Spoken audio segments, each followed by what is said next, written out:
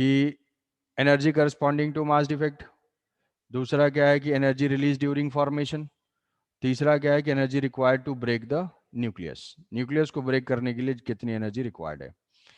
तो ये तीन सेंस में हम बोल सकते हैं, मास डिफेक्ट से, फॉर्मेशन और breaking. Stability depends on binding energy per nucleon, stability depends on binding energy per nucleons. और फिर बाइंडिंग एनर्जी अल्फा के लिए फाइंड किया था 28.3, और बाइंडिंग एनर्जी आयरन के लिए जो होता है वो होता है सबसे मैक्सिमम, मैक्सिमम है। तो अब बाइंडिंग एनर्जी पर न्यूक्लियंस का जो है वो ग्राफ होता है, ग्राफ जो है देखा होगा उससे। अब बाइंडिंग एनर्जी पर न्यूक्लियंस का जो ग्राफ है वो इस टाइप का होता है, वो ग्राफ हम लोग ड्रॉ करेंगे उससे पहले कि ग्राफ जैसा कि एनसीईआरटी में जो है उसको, उस ग्राफ को फॉलो करना है। ये है बाइंडिंग एनर्जी पर न्यूक्लियंस। तो इसमें से जो सबसे मैक्सिमम वैल्यू है, जो सबसे मैक्सिमम वैल्यू है ये है आयरन के लिए। आयरन के लिए सबसे मैक्सिमम वैल्यू होती है वो 8.6 कहीं पे दिया होता है, 8.8 कहीं पे दिया हुआ होता है। तो ये जो है maximum value for binding energy is 8.1 mega electron volt.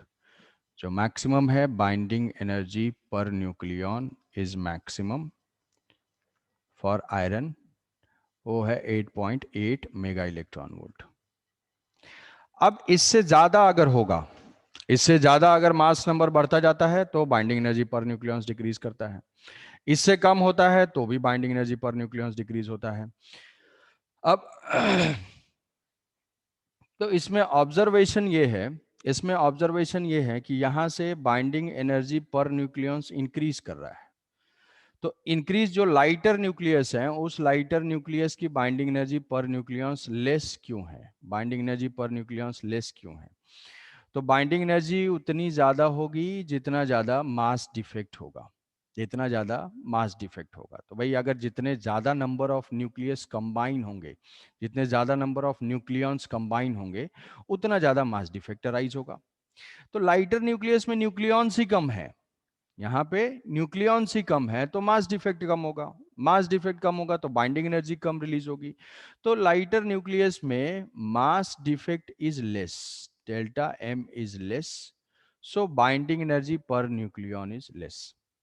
जैसे जैसे न्यूक्लियस हैवी होता जाता है वैसे वैसे जो है बाइंडिंग एनर्जी इंक्रीज होती जाती है, इंक्रीज होते होते होते यहाँ से क्या है ये मैक्सिमम तक पहुंचती है। अब इसके बाद ये है कि भाई बाइंडिंग एनर्जी पर न्यूक्लियंस, अगर न्यूक्लियंस बढ़ता ही जा रहा है तो binding energy per nucleons increase होना चाहिए। बट एक मैक्सिमम लेवल तक जाके, मतलब ये है 56 पे, 56 पे जाके ये मैक्सिमम अचीव करता है तो हम यहाँ पे ये बोलते हैं कि न्यूक्लियाई जो है, binding energy per nuclei is constant for 30 to 170, 30 to 170 मतलब 30 से लेके 170 के आसपास तक जो बाइंडिंग एनर्जी है वो 8.7 8.6 इस रेंज में होती है। इस रेंज में बाइंडिंग एनर्जी इस रेंज के लिए ऑलमोस्ट कांस्टेंट है, और उसके बाद फिर ड्रास्टिकली जो है वो डिक्रीज करता है। तो डिक्रीज होने का रीजन है कि न्यूक्लियर फोर्स डिक्रीज हो जाता है। तो हम ऐसे बोल सकते हैं यहाँ पे, अब ये क्या है न्यूक्लियर फोर्स डिक्रीज होने का, बोल लेंगे अभी बताता हूँ। जो इलेक्ट्रिकल रिपल्शन है या जो रिपल्शन है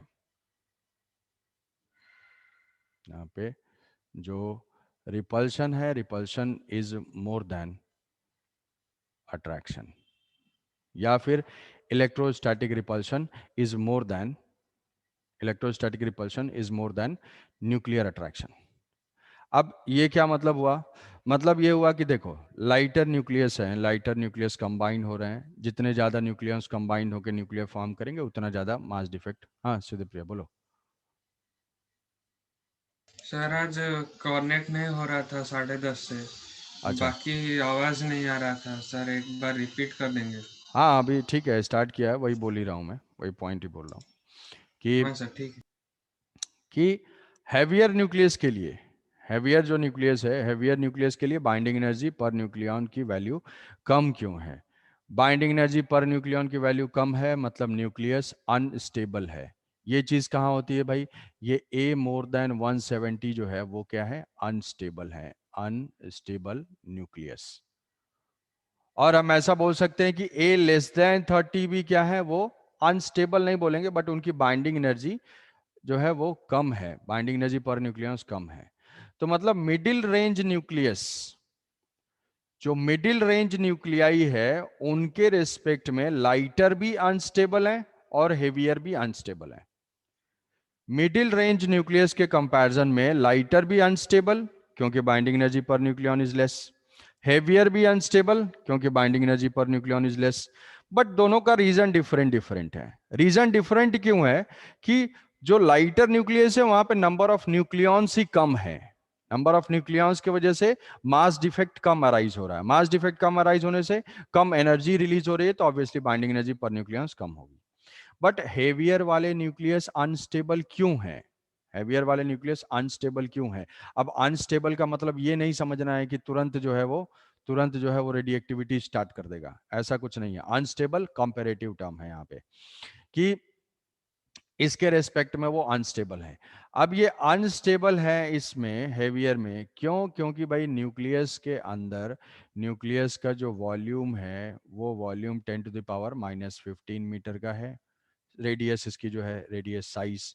अब इसमें जो है न्यूट्रॉन प्रोटॉन ऐसे जो है स्मॉल वॉल्यूम में एक्युमुलेटेड हैं, स्मॉल वॉल्यूम में एक्युमुलेटेड हैं।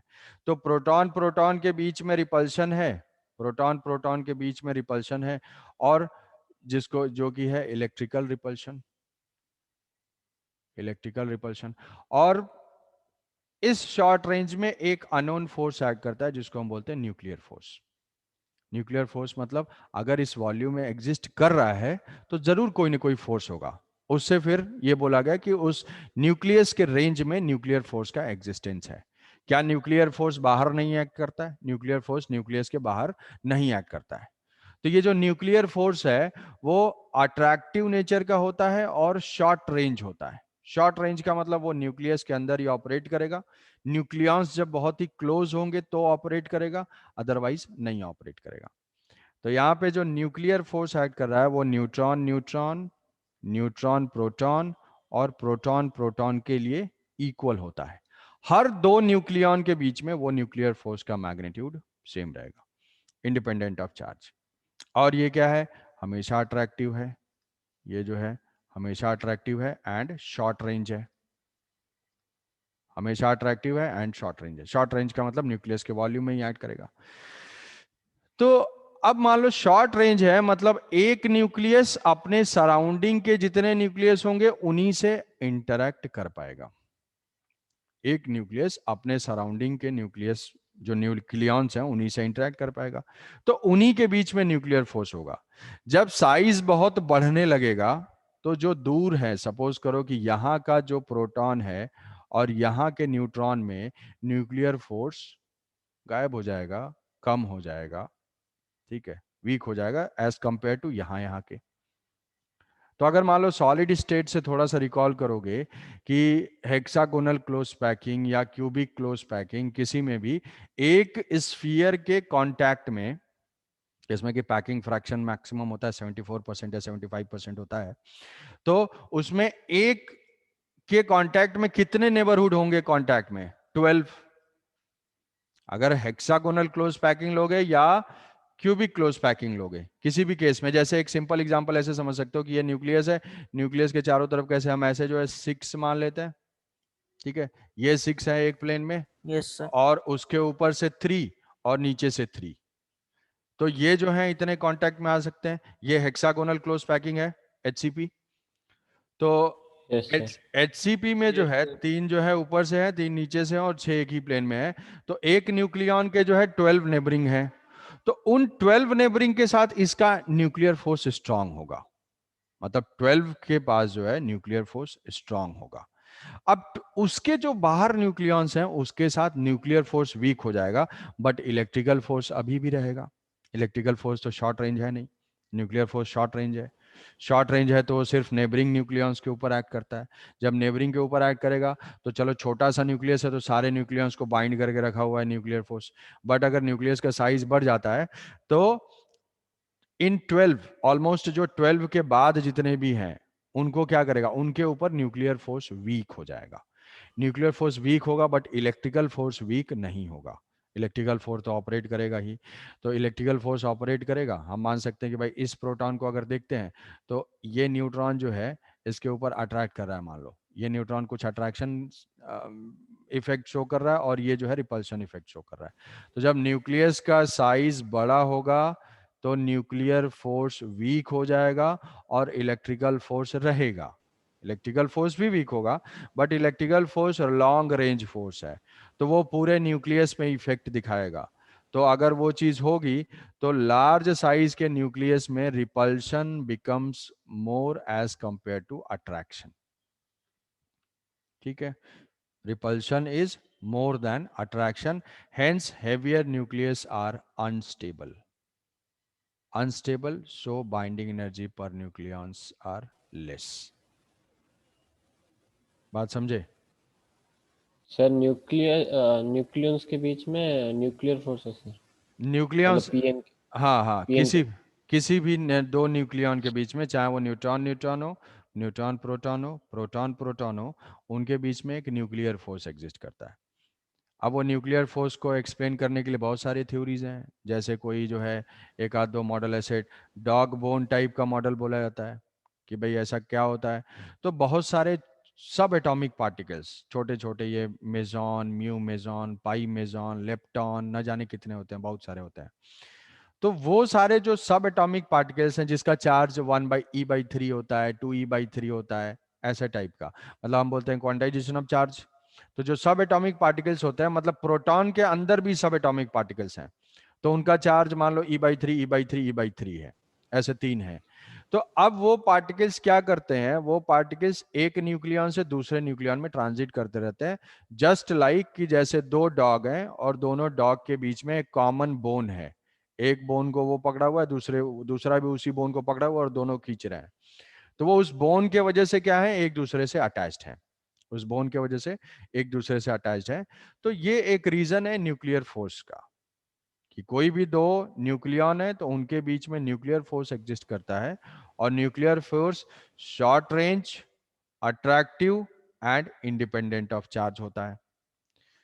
जब न्यूक्लियस का साइज लार्ज होता है then electric nuclear force become weak and electrical force exist, hence repulsion dominates the nuclear attraction and hence heavier nucleus becomes unstable, so binding energy per nucleon decreases। समझे? Yes sir, हाँ sir. ये nucleus की properties, nuclear force की properties में लिख दूंगा बाद में, एंड में लिख देंगे इसको कि प्रॉपर्टीज ऑफ। सर हाँ बोलो।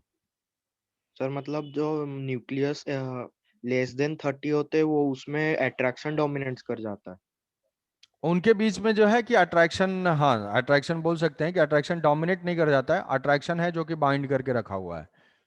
कि कि जैसे लो न्यूक्लियस हैं, लो जेड के, तो उनके लिए जो n/z का रेशियो होता है वो 1 होता है, मतलब नंबर ऑफ न्यूट्रॉन्स और नंबर ऑफ प्रोटॉन्स जो है वो 1 के क्लोज होता है। और हाई जेड के लिए जो है, हाई जो हैवी न्यूक्लियस हैं उनके लिए जो स्टेबल न्यूक्लियस का जो रेशियो मिलता है वो n/z इज इक्वल टू 1.6। मतलब लो में नंबर ऑफ प्रोटॉन्स कम होंगे तो वो स्टेबल है, ठीक है। Yes sir.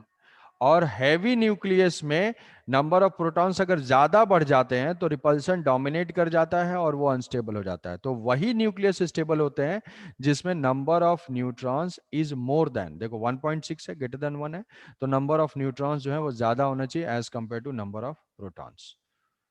तो हेवियर यस सर। न्यूक्लियस के लिए n/z ग्रेटर देन, मतलब इज इक्वल टू 1.6 के रेंज में। लाइटर न्यूक्लियस के लिए इक्वल प्रोपोर्शन में, इक्वल प्रोपोर्शन में होते हैं तो वो स्टेबल होता है, ठीक है।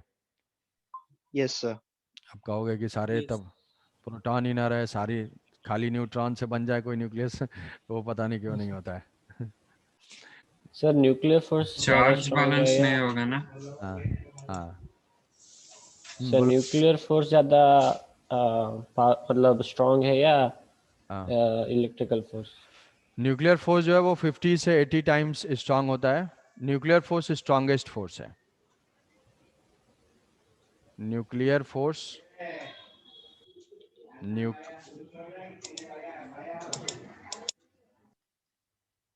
Nuclear force is equal to 50 to 80 times, जो भी है ऐसा कुछ 80 टाइम्स, कोई 100 टाइम्स बोलता है इलेक्ट्रिकल फोर्स, जब शॉर्ट रेंज में हो, शॉर्ट रेंज में हो, जब दोनों में दोनों के सेम डिस्टेंस पे कंपेयर करेंगे तब। हाँ सर। ठीक है, तो कॉमन ऑब्जर्वेशन आएगा कि draw the binding energy per nucleons, draw the binding energy per nucleons graph and what are the important conclusions. तो कंक्लूजन वाले पॉइंट्स जो यहाँ पे एनसीईआरटी में लिखे हैं वही वाले पॉइंट्स हम लिख लेंगे कि the binding energy per nucleon is practically constant, practically independent of atomic number, nuclear middle mass number 30 to 170, maximum value 8.75 for 56 and value 7.6, जो भी है ये नहीं, मैक्सिमम वैल्यू मेंशन करना है, मैक्सिमम वैल्यू आयरन का है, ये कांस्टेंट है। Binding energy is lower for both lighter and heavy nucleus, दोनों के लिए कम होता है। What are the reasons? Reasons हैं इसके कि मास डिफेक्ट कम है, इधर जो है रिपल्शन ज्यादा होता है। तो हमारे 3 सेगमेंट है, लाइटर न्यूक्लियस, मिडिल रेंज और हैवियर। हैवियर में जो है रिपल्शन डोमिनेट्स करता है, इसलिए अनस्टेबल होता है। लाइटर में मास डिफेक्ट कम होता है, इसलिए अनस्टेबल होता है। मिडिल रेंज में थोड़ा सा यहाँ पे ये मिल जाता है, एक जो है कुछ न्यूक्लियस जो है अपने ट्रेंड से थोड़ा हट के स्टेबल हो जाते हैं ज़्यादा, ये जैसे ऑक्सीजन के 2 आइसोटोप हैं, 16 वाला थोड़ा सा ज़्यादा बाइंडिंग एनर्जी दिखाता है और ये कम दिखाता है। तो इसका रीज़न है कि पेयरिंग ऑफ न्यूक्लियंस होता है, यहाँ पे जो है पेयरिंग ऑफ न्यूक्लियंस, पेयर्स बन जाते हैं, न्यूक्लियंस जो है वो पेयर्स में एग्जिस्ट करते हैं। तो वो सब पाउलीज एक्सक्लूजन प्रिंसिपल से जानते हो कि स्पिन क्वांटम नंबर होता है, प्लस हाफ माइनस हाफ होता है। तो जो पेयर्ड सिस्टम ऑफ इलेक्ट्रॉन्स होते हैं जहाँ पे पेयरिंग होती है वो सिस्टम स्टेबल होता है एज कम्पेयर टू अनपेयर्ड। तो सेम जो है सेम टाइप का कुछ न्यूक्लियॉन्स के साथ भी होता है कि अगर पेयर्ड स्टेट में होते हैं तो वो थोड़ा रिलेटिवली मोर स्टेबल होते हैं। Hence helium, carbon and oxygen has higher binding energy as compared to the neighbouring nucleons because of pairing of nucleons. ये पेयर्स में एग्जिस्ट करते हैं इसलिए ऐसा है। तो ये इसका ऑब्जर्वेशन है। ठीक है, समझे? तो ये चीज़ एग्जैक्टली वो पॉइंट्स, ये 3-4 पॉइंट्स जो है तुम्हें मेंशन कर दोगे, बात खत्म हो जाएगी। ग्राफ ड्रॉ कर दोगे और इनको जो है याद रखना जरूरी है, इधर वाले याद रहे चाहे न रहे, ये जो है हीलियम, कार्बन, ऑक्सीजन और LiNO, ये जो है इनको याद रख के मार्क जरूर करना है तो हो जाएगा।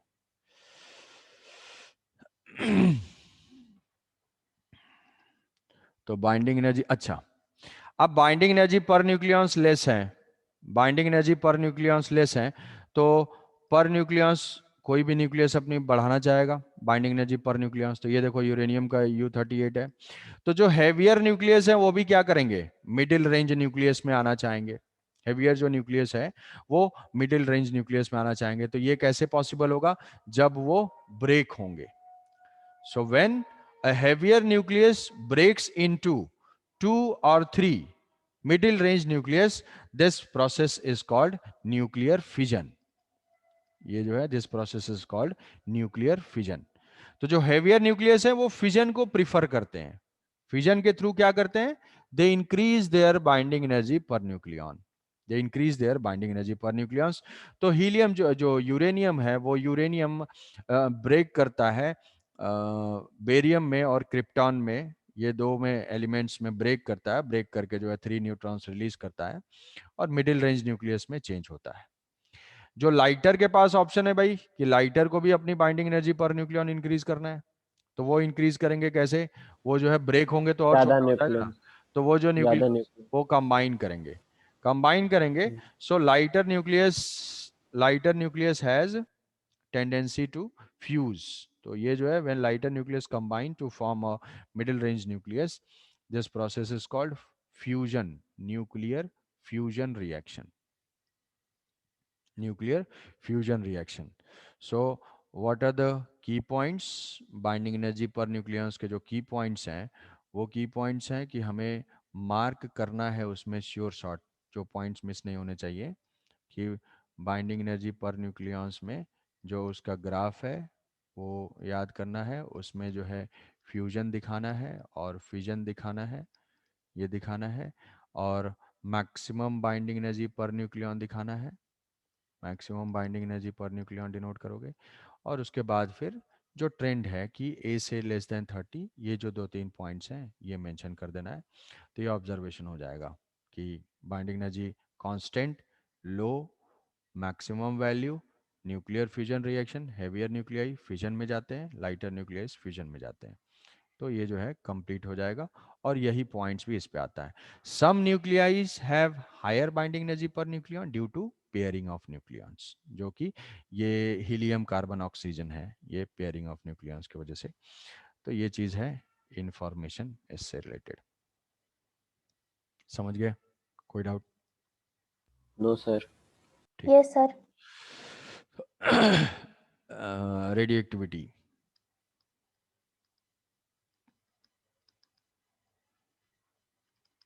spontaneous disintegration, spontaneous disintegration of unstable nucleus into stable nucleus is called radioactivity. Spontaneously disintegrate, immediate जो है डिसइंटीग्रेशन जो है nucleus into the stable nucleus is called the radioactivity. Radioactivity जो वो 3 टाइप के डिसइंटीग्रेशन हो सकते हैं, 3 टाइप से हो सकते हैं। कौन सा? Alpha, beta and gamma disintegration, alpha, beta and gamma disintegration. अब ये जो है स्टैटिस्टिकल लॉ है, स्टैटिस्टिकल लॉ है। तुम्हें ये बताया है कि तुम ये बोल सकते हो कि भाई 1 लाख अगर न्यूक्लियस है, ठीक है, 1 लाख अगर न्यूक्लियस है और उसमें से बोला जाए इनका हाफ लाइफ 10 आवर्स है, तो 10 घंटे के बाद 50,000 बचेंगे, ये श्योर है, ठीक है। बट 2 न्यूक्लियस हैं और उनका हाफ लाइफ 10 आवर्स है, तो हम ये बिल्कुल नहीं बोल सकते हैं कि एक ही बचेगा। दोनों भी बच सकते हैं, एक भी बच सकता है, कोई नहीं बच सकता है, ठीक है। क्योंकि जो भी लॉज हम पढ़ेंगे, जो भी लॉज पढ़ेंगे वो पूरे एक सैंपल के लिए, लार्ज नंबर के लिए है, ठीक है। 1-2 न्यूक्लियस के लिए कोई लॉ नहीं है, ठीक है। तो ये चीज ध्यान रखनी है कि ये सारे क्या हैं? स्टैटिस्टिकल लॉज हैं, स्टैटिस्टिकल लॉज जो n और वो सब n is equal to n nought e to the power minus lambda t, ये सब फंक्शन पढ़ा होगा। तो स्पॉन्टेनियस, अब वो डिसइंटीग्रेट होते हैं। डिसइंटीग्रेट क्यों होते हैं? वो डिसइंटीग्रेट होते हैं to achieve greater binding energy per nucleon. Single most agenda binding energy per nucleon बढ़ाना है। वो बढ़ाने के तरीके क्या हैं? अल्फा, बीटा और गामा डिसइंटीग्रेशन हो सकता है। तो अब इसमें पॉइंट ये है कि अल्फा और गामा एक साथ हो सकता है, अल्फा, बीटा एंड गामा एक साथ हो सकता है, बीटा एंड गामा एक साथ हो सकता है। क्यों? वो जब हम ये डिसइंटीग्रेशन देखेंगे तो उसमें समझ में आएगा। ये दोनों एक साथ हो सकते हैं, अल्फा बीटा एक साथ नहीं होता है कभी भी। ऐसा भी क्यों? वो भी रीजन समझ में आएगा जब हम एक एक करके इसको देखेंगे। तो कभी भी कोई पूछेगा क्या अल्फा बीटा एक साथ हो सकता है? कभी नहीं। अल्फा बीटा या तो अल्फा होगा या तो बीटा होगा। क्या अल्फा गामा एक साथ हो सकता है? अल्फा गामा एक साथ हो सकता है, बीटा गामा एक साथ हो सकता है, क्योंकि गामा एक रेडिएशन है, गामा जो है रेडिएशन है, एंड अल्फा बीटा क्या है? पार्टिकल्स हैं। तो एक साथ 2 तरह के पार्टिकल नहीं निकल सकते हैं। अल्फा हो जाएगा उसके बाद फिर गामा होगा, या अल्फा हो जाएगा फिर बीटा होगा, या बीटा हुआ उसके बाद अल्फा हो सकता है, ऐसा हो सकता है। लेकिन एक ही साथ अल्फा बीटा दोनों निकल जाए, ये चीज पॉसिबल नहीं है, ठीक है। तो हम देखेंगे व्हाट इज अल्फा डिसइंटीग्रेशन। तो अल्फा डिसइंटीग्रेशन से पहले हम देखेंगे Q value of A reaction, Q value of nuclear reaction, nuclear reaction. क्या ये न्यूक्लियर रिएक्शन कंसंट्रेशन के ऊपर अफेक्ट डालेगा? कंसंट्रेशन इससे मतलब कि जैसे डाइल्यूट, मीडियम, ये नो सर, एक्वस, ये सब से कुछ मतलब, वो सब जो केमिकल रिएक्शन, वो इलेक्ट्रॉन से वो रिलेटेड है। इलेक्ट्रॉन के ऊपर डिपेंडेंट है। तो Q value of nuclear reaction, जैसे सपोज करो कि कोई भी 2 न्यूक्लियस कंबाइन होकर A plus B is equal to C plus D में कन्वर्ट हो रहा है, A plus B is equal to C plus D में कन्वर्ट हुआ। तो ये मान लो कि ये न्यूक्लियस जो है कुछ रेस्ट में है, रेस्ट में होने के बाद ये मूव कर रहा है, तो यहाँ से जो एनर्जी रिलीज हो रही है वो हो जाएगी क्यू। अब ये एनर्जी रिलीज होगी तो ये एनर्जी किस फॉर्म में अपीयर होगी? ये जो एनर्जी है वो किस फॉर्म में अपीयर होती है? This Q appears in the form of kinetic energy of C and D. जैसे एक यूरेनियम है, यूरेनियम पे न्यूट्रॉन आके कोलाइड कर रहा है, स्ट्राइक किया, न्यूट्रॉन स्ट्राइक किया तो वो बेरियम क्रिप्टॉन के 2 न्यूक्लियस में ब्रेक हुआ, तो जो एनर्जी रिलीज हुई वो एनर्जी सी और डी के काइनेटिक एनर्जी में जाएगा। सी एंड डी के काइनेटिक एनर्जी। ऐसा नहीं है कि मतलब सी डी बन गए और वहां से एनर्जी रिलीज हुई, ऐसा नहीं होगा, ऐसा नहीं होता है। दो that Q appears in the form of kinetic energy of C and D. तो अब वो क्यू हम कैसे कैलकुलेट करेंगे किसी भी रिएक्शन में, किसी भी रिएक्शन में, तो वो हो जाएगा क्यू, क्या करेंगे वो तो भाई मास डिफेक्ट की वजह से ही आता है। न्यूक्लियर में जितनी भी एनर्जी है that is due to mass defect. अब मास डिफेक्ट वो कैसे आएगा, मास डिफेक्ट आएगा तो इसमें हम लिखेंगे मास ऑफ रिएक्टेंट,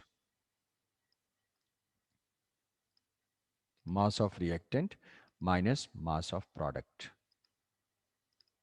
ये हुआ मास डिफेक्ट। इन एएमयू होगा तो हम क्या करेंगे 931 से मल्टीप्लाई कर देंगे। तो mass of reactant minus mass of product, कि भाई 10 केजी, एग्जांपल के लिए 10 केजी रिएक्टेंट है तो वो 7 केजी प्रोडक्ट में बना, तो 3 केजी क्या हुआ क्यू वैल्यू, 3 केजी के करस्पॉन्डिंग क्या हो जाएगी एनर्जी रिलीज होगी। तो यहाँ पे 3 केजी इंटू सी स्क्वायर कर देंगे, उतनी एनर्जी रिलीज होगी। वो एनर्जी सी और डी के काइनेटिक एनर्जी में होगी, मतलब सी और डी जो है वो मूव करेंगे। अब मूव करेंगे तो कोई पूछेगा कि भाई क्या यहाँ पे कंजर्वेशन ऑफ मास होल्ड करता है, किसी भी रिएक्शन में कंजर्वेशन ऑफ मास होल्ड नहीं करता है। Conservation of mass and energy hold करती है। क्या conservation of linear momentum hold करता है, वो लीनियर मोमेंटम होल्ड करेगा, कंजर्वेशन ऑफ चार्ज होल्ड करेगा, conservation of angular momentum hold करेगा, बट कंजर्वेशन ऑफ मास किसी भी न्यूक्लियर रिएक्शन में होल्ड नहीं करता है, क्योंकि मास डिफेक्ट आता है, तो मास कैसे कंजर्व्ड होगा। तो ठीक है, तो ये मास ऑफ रिएक्टेंट, मतलब हम क्या लिखेंगे mass of A plus mass of B, और ये मास ध्यान रहे ये किसका है न्यूक्लियस का है, ये सारा जो मास है ये है मास ऑफ न्यूक्लियस। तो minus mass of C minus mass of D into C square, ऐसे हम लिखेंगे। अब अगर मुझे मास नहीं दिया हुआ है, बाइंडिंग एनर्जी दिया हुआ है, बाइंडिंग एनर्जी, तो खुद थोड़ा सा सोचो कि जो मास होता था, जो मास होता था वो हम बाइंडिंग एनर्जी कैसे कैलकुलेट करते थे, जो बाइंडिंग एनर्जी होती है that is expected mass. Expected mass का मतलब Z M P plus A minus Z M N और माइनस ऑफ मास, जो उसका मास है न्यूक्लियस का मास है ना। तो अब यहां से किसी का भी एक मास का इक्वेशन देखोगे तो Z M P plus A minus Z M N minus binding energy, है ना। तो सपोज करो कि मैं ए के लिए अगर लिखूंगा, ए के लिए लिखूंगा तो क्या लिखूंगा, यही जेड एम पी और ए माइनस जेड एम एन। तो अब ये जो है ऐसे ऐसे होगा, ठीक है, सबके लिए लिखूंगा, मतलब यहां पे क्या आएगा, यहां पे minus binding energy of A minus binding energy of B, C के साथ क्या आएगा minus binding energy of C. तो जब ये इक्वेशन, तो ये चीज तुम समझो कि अगर यही एनर्जी मैं बाइंडिंग एनर्जी के टर्म्स में लिखूंगा तो इस माइनस के वजह से यहां हो जाएगा binding energy of product minus binding energy of reactant. समझ पा रहे हो। हाँ sir. Binding sir binding energy, क्योंकि बाइंडिंग एनर्जी में तो यही है मास इंटू सी स्क्वायर कर दिया भाई, सी स्क्वायर, तो m इंटू सी स्क्वायर की वैल्यू क्या हो जाएगा बाइंडिंग एनर्जी, इधर तो एनर्जी है, तो जो मास के लिए हो जाएगा रिएक्टेंट माइनस प्रोडक्ट, और बाइंडिंग एनर्जी के टर्म्स में प्रोडक्ट माइनस रिएक्टेंट, क्योंकि इस इक्वेशन से आ रहा है, इस इक्वेशन से आ रहा है। तो हम अगर बाइंडिंग एनर्जी के टर्म में यही इक्वेशन देंगे, दोनों में से जो भी दिया होगा वो फॉर्मूला यूज हो जाएगा, तो वो हो जाएगा binding energy of C plus binding energy of D, binding energy of D minus binding energy of A minus binding energy of, ठीक है, ये जो है बी। यहाँ पे सी स्क्वायर नहीं आएगा, सी स्क्वायर क्यों नहीं आएगा, क्योंकि ये तो एनर्जी ही है। तो अगर दिया हुआ है कि भाई ए बी सी डी की बाइंडिंग एनर्जी है E1 E2 E3 E4, what is Q value E3 plus E4 minus E1 plus E2, ठीक है, जैसे यहाँ एनर्जी कंजर्वेशन से लिख हाँ सकते हैं। कि बाइंडिंग एनर्जी जो है ये E1 E2 E3 E4, बिल्कुल। हाँ बोलो। सर एटम्स चैप्टर में सर जैसे देता है कि एक फोटोन ऑब्जर्व किया 12.5 इलेक्ट्रॉन वोल्ट का, उसके रेस्पेक्ट में अगर स्पेक्ट्रल लाइन कितना आएंगे, तो वो सब भी इस तरह के ही करेंगे, मतलब 13.6 से माइनस करके डेल्टा चेक करके करेंगे। एटम्स में number of step, spectral lines तो डिपेंड करेगा किस स्टेट में जा रहा है उसके ऊपर ना। जी सर। तो वो तो फोटोन एब्जॉर्ब करके किस स्टेट में गया, यहाँ ऐसा कुछ नहीं हो रहा है, यहाँ जी ऐसा सर। कुछ नहीं है ना। ये तो रिएक्शन की बात हो रही है। जी सर। जी सर। हाँ, तो ये हो गया। तो बाइंडिंग एनर्जी के टर्म्स में और मास डिफेक्ट के टर्म्स में हमारी क्यू वैल्यू हो गई। एंड जो क्यू वैल्यू है यहाँ से कितनी एनर्जी होगी भाई, यहाँ पे प्रोडक्ट माइनस रिएक्टेंट, मतलब E3 plus E4 minus E1 minus E3। तो ये जो हो जाएगा उतनी क्यू वैल्यू रिलीज होगी, इतनी क्यू वैल्यू रिलीज होगी। तो ठीक है, ये चीज रिएक्टेंट माइनस। सर बोलो। सर क्यू वैल्यू का मतलब क्या होता है? क्यू वैल्यू मतलब जो एनर्जी रिलीज होती है वही है क्यू वैल्यू।